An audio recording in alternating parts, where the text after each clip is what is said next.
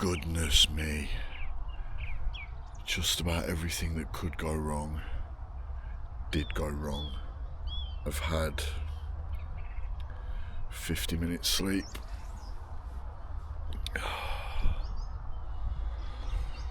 Let me pack this mess away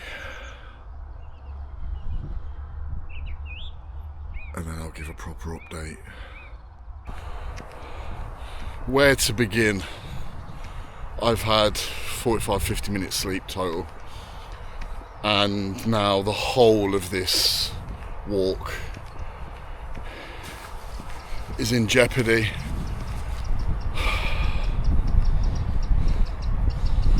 Let's start with the good, shall we? Start on a positive note. The place that I chose couldn't have been better besides the smell. And I think it's one of the plants. There's quite a few different plants in the area, but just emitting a bit of a horrid smell. Funny. But yeah, quiet. No disturbance by wildlife or humans. And even this morning, a couple of dog walkers. But I was very much out of sight, so it was all good. That's as far as the good goes, I'm afraid. Let's start with the bad. And the two things that are now putting this whole walk in the balance. Okay, firstly, power. I brought 3 power banks with me. 2 haven't worked. One won't turn on at all, and the other one will turn on and then turn immediately off. All of these have been tested, so I don't know if it's the temperature,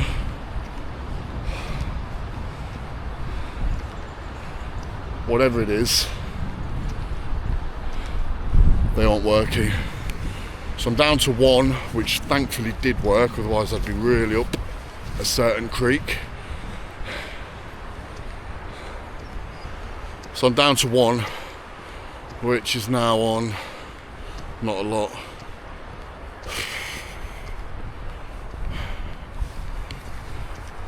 That makes it problematic. Why? The first leg of this journey is pretty straightforward. You know, I'm in Carlisle at the moment. The next few legs, I'm in complete wilderness. So while I may be able to find somewhere now to replenish this charge and possibly buy a new one, the power bank, sorry, it may not be enough to get me through to the end. There's a bigger problem though.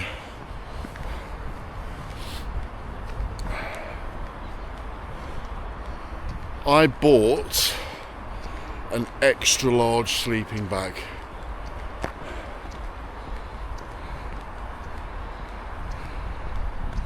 ...200 centimetres in length.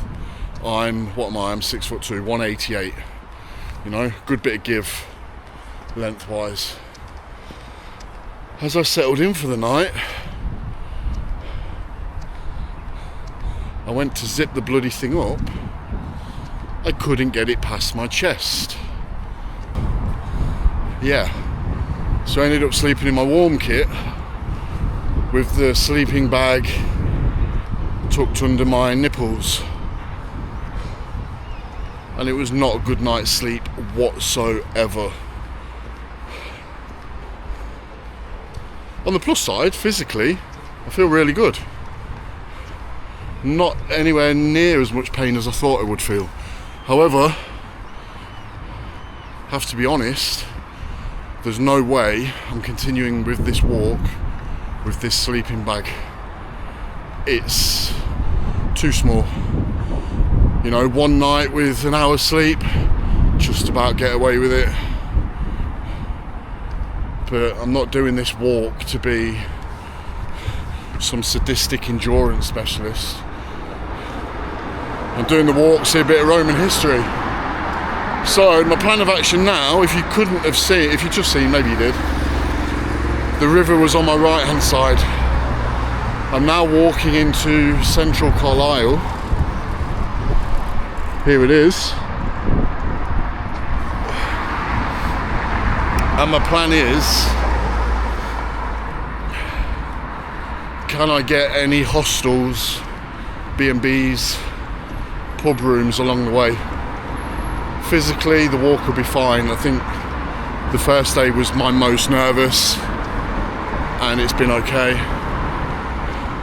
But I need to sort out some sort of sleeping arrangements.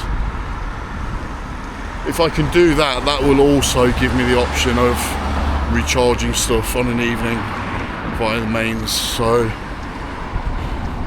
at the moment, I'm walking to McDonald's to get on their Wi-Fi and then see what I can do. So it's not over yet, but I'm also not feeling too positive right now. Right, here's the plan. Here is the plan. I'm still in Carlisle, attempting to book places to stay for the next 3 days. Was proving difficult to do in the time frame that I had because I needed to get walking, and actually the only place that I could find for tonight specifically was an additional 4.5 miles walk, which meant I would have already been late setting off to get there in time for it getting dark. So, plan of action is this. I booked a hotel for Carlisle for tonight, £43, bargain. I've just bought another rucksack, much smaller, and later on I'm going to strip all of the kit out that I don't need for camping, which will be quite a lot. It's a shame it's going to go to waste, but at the same time it's pointless carrying excess weight for the sake of a few quid. So I'll find someone homeless tonight and give that to them. It's a bloody good sleeping bag if you if you're not broad. And then tonight I'll have a bit more time to look at mapping out hotels accordingly. The problem is there's a lot, but they're not open until mid-April. So that makes it a bit of a challenge and options are limited. My plan was now, because I've got 4 hours to kill, my plan was now to go and have a look around Carlisle Castle, and then opposite it there's a military museum. However, they aren't open Monday to Friday. So I'm going to take a mooch through the town anyway. I'm going to have a look at the castle, have a look around. That should kill an hour and a half, and then get some lunch, get back to the hotel, and start looking at the logistics of everything. Oh, lush. That is the smell you want to smell after the smell of rot that I was sleeping in last night. Okay, this is the castle. Let's see if it's open. They're walking to have a look. Maybe it will be. So this castle was originally built nearly 1,000 years ago.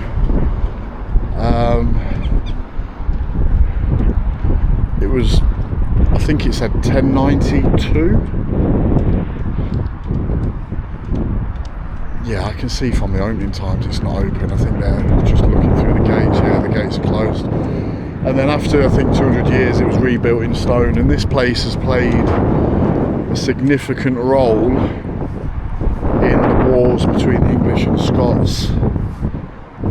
Actually, some really fascinating history. It's a shame that I can't get in and have a proper look around. Look at this moat.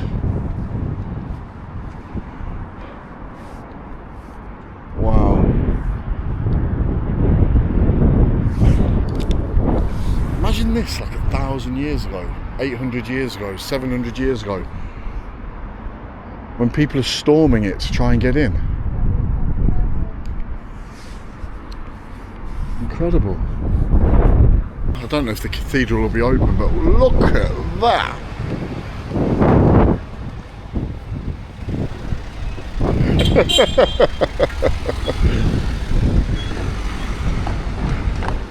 Look at that.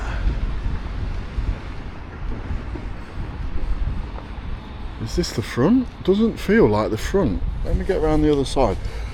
Carlisle Cathedral, open every day, free entry. Discover 900 years of faith and history. Let's have a look. I mean, look at that pub. Carlisle, do you know what? I don't know much about Carlisle. I've never been here before. Don't know anything about the area. But from what I've seen so far, quite a nice place. Wow.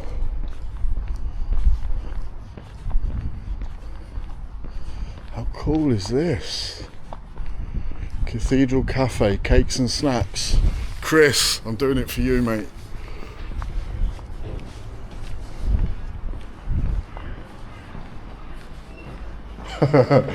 Them boys who were just beeping have come back round. This is pretty impressive. What's it say? Carlisle Cathedral, Fratry. The word frater derives from the Latin for brother. This building started life in the 13th century as somewhere for the Augustinian canons to eat and celebrate living. I think it must mean this building here. It later had many roles, somewhere to store arms, a singing school for the choir, brewery, library for the cathedral's magnificent book collection. In 2020, it was restored to fulfill its original role as a place of hospitality. Oh no, that's the Fratry, sorry. That building there.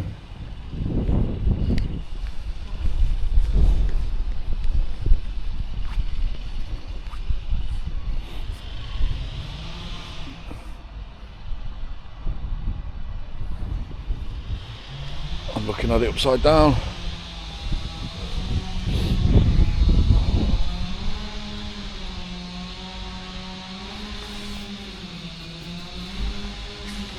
Look at this old architecture though.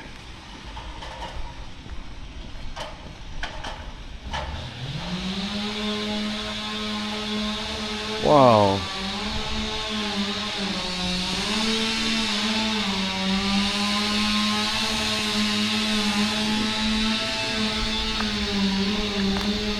So this was the cloister, a number of buildings that are now lost. Today just a single arch remains of the cloister. While the word cloister implies seclusion, those early Augustinian canons were in fact outward looking and in regular contact with the community they served. Okay, so taking footage is okay.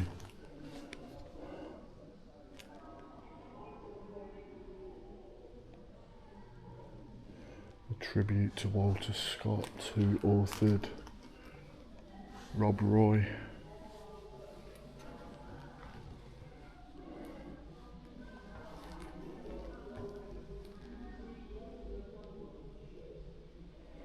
Wow, you won't see this on camera, but it lists who died where: German invasion 1914, trench warfare 1914 to 16, the Allied offensive, Hindenburg Line.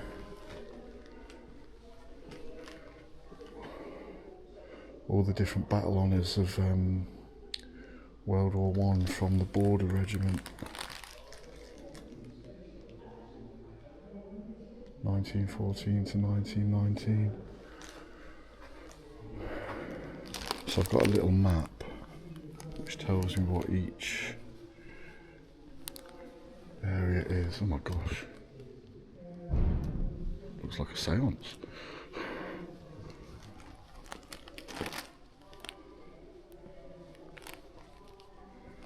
So this area is a tribute to memorials Containing regimental colours. Is that bit there? I think it must be.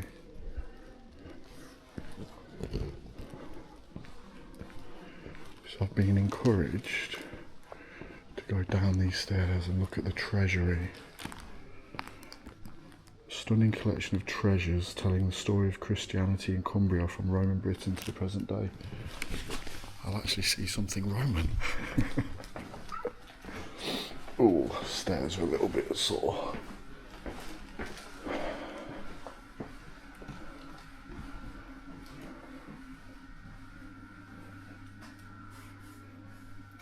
Okay, so that's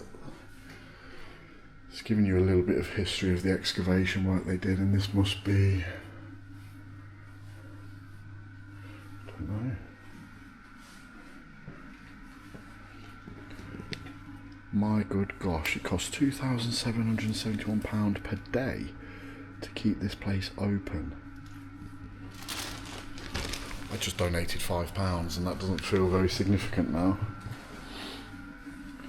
A 1st century urn.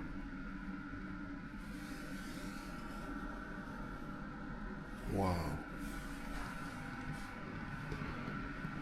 No way, look at this place.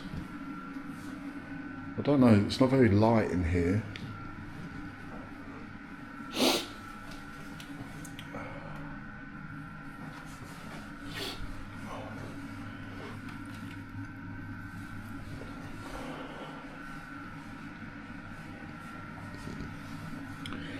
So these communion cups all date from the 1500s.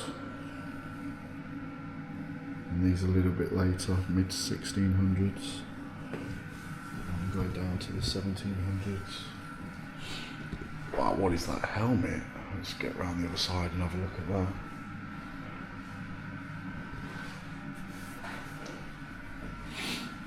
'14th century holy water bucket.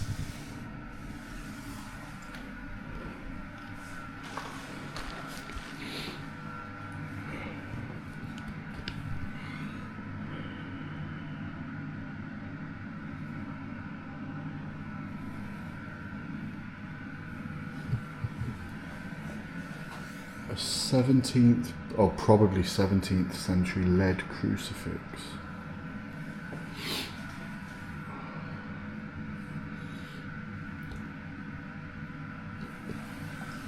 Circa 1700s inkstand.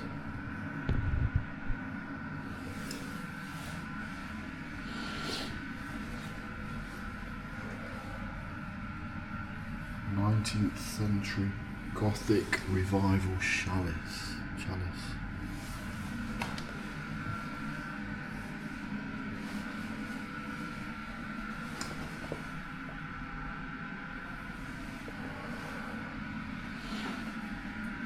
Late 20th century goblet.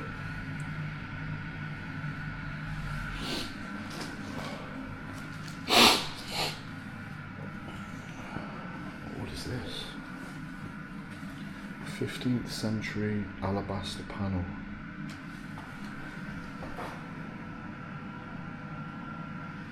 Here's this helmet, look at this. A Tudor helmet, 1580 to 1590.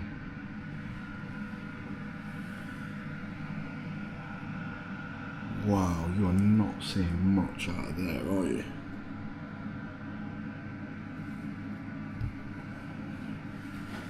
Not seeing much at all.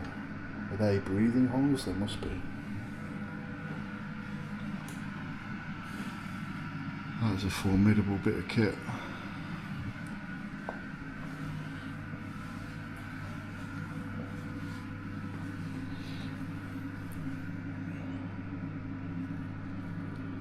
These are not well lit at all, and these are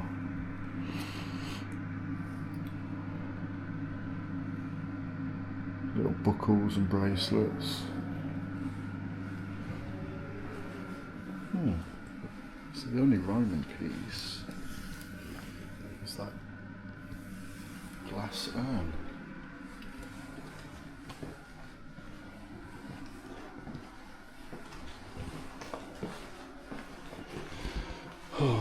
tempting. Oh. Ow.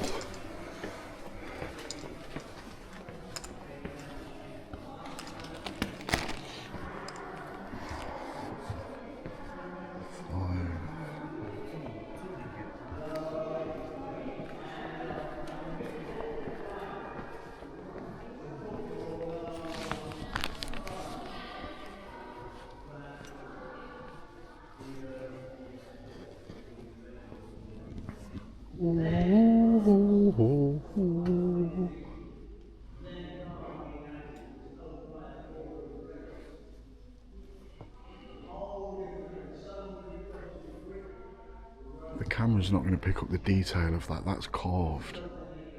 Incredibly detailed. Like there's real depth to the piece.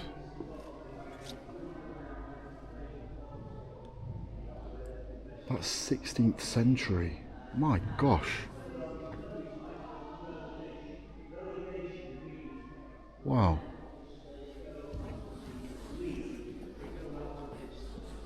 Look at this place. Dogs are welcome in the cathedral.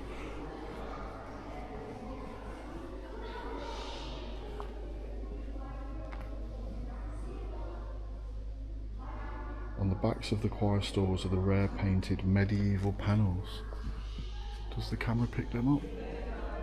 There's a bit of glare.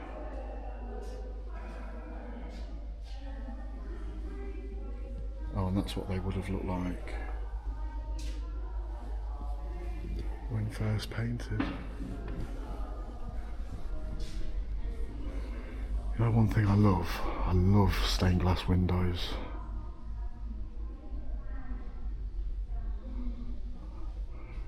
Jubal playing to the shepherds. More of these panels. Oh, there's quite a lot, medieval panels.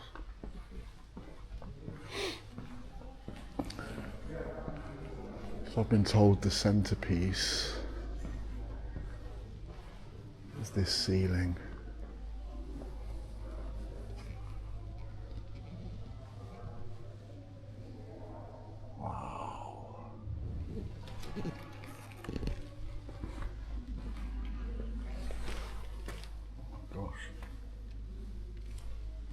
Walking over people's graves.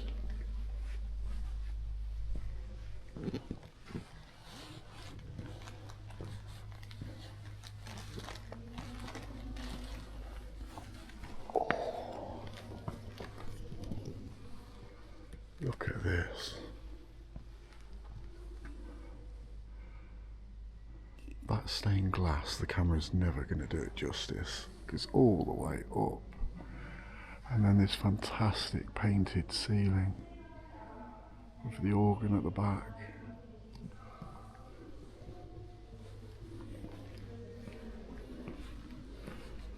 I can't walk down the middle. There's a school doing some sort of exercise. All the school children are lying down while they're being told to imagine stuff. I think they're looking at the ceiling actually.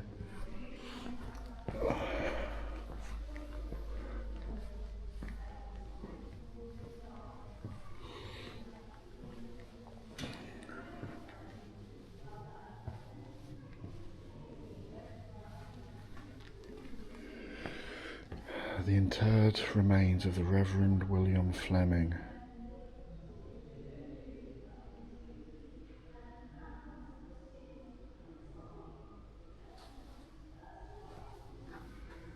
In memory of John Waring Bardsley, 59th Bishop of Carlisle. You know, I'm not religious, but this is part of our British history, isn't it? And I think it's really, really important to come to these places and look at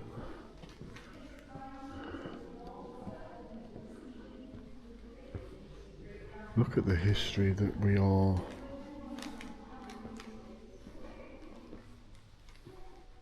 we're incredibly privileged to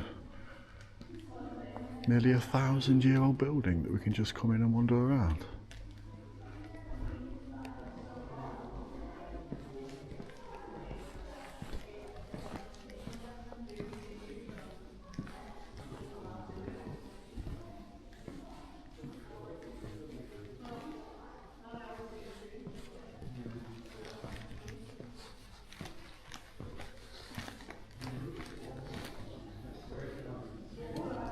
Owen Jones, 21.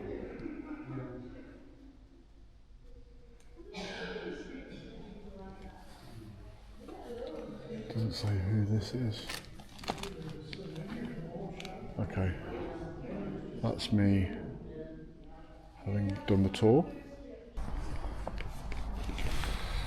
So that is Carlisle Cathedral. I was just talking to the staff or the volunteers there, the 5 of them, and they were saying not tomorrow but the next day is where the terrain gets incredibly difficult. A few people have said that now. Now I was expecting rolling countryside, so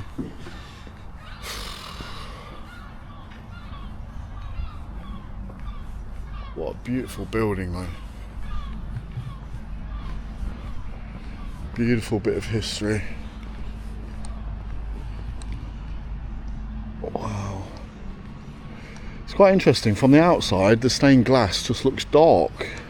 You can't really get any idea of what it looks like from the other side and how vibrant it is.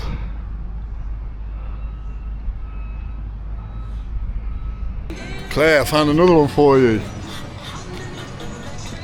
Cat's protection. You would love it on this journey. This is Carlisle Market. It looks bleak, but I've just had the best pizza of my life. If you're in Carlisle, stall number 56, Romano's Pizza, my good God. £3 a slice, big slice. Wow. Right, I've just been on that Weatherspoon. 3 unlimited refills, £1.70. I've had 3 decaf mochas. And now I'm going to check into the hotel, which is just there, County Hotel. I'm flagging hard. Flagging hard on 50 minutes sleep. I'm glad that things have worked out how they have.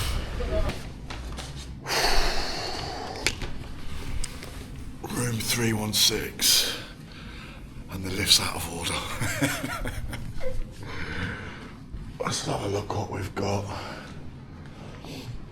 I'll tell you what, first impressions, for £40, the downstairs looks okay. Oh my God. What does £40 get you in Carlisle?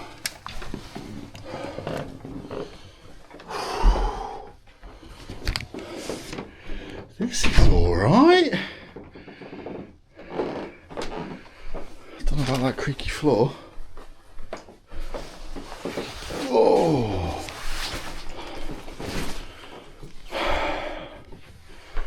We've got a glorious view out there. Not so clean windows though. Interesting plug socket place. It's quite dark. Right, this is what I'm hoping for. Yes. Yes. Am I going to fit in that? I don't think so. I'll find a way though. What a day. What a 24 hours, 36 hours.